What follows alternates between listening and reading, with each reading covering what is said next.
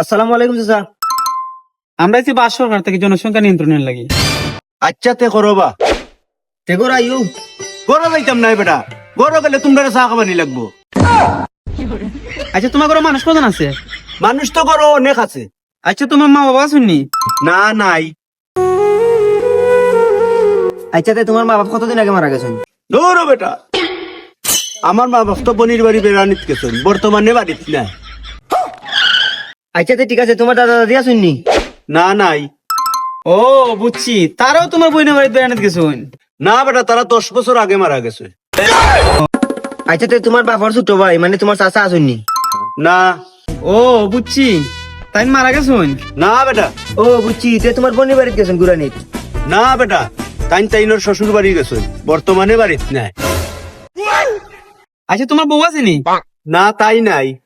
ও মারা গেছেন, কত বছর আগে মারা গেছেন? ধরো বেটা, খের মারা হয়তো 3 মাস আগে তাই আর বেটার লোকে বাইক গেছে।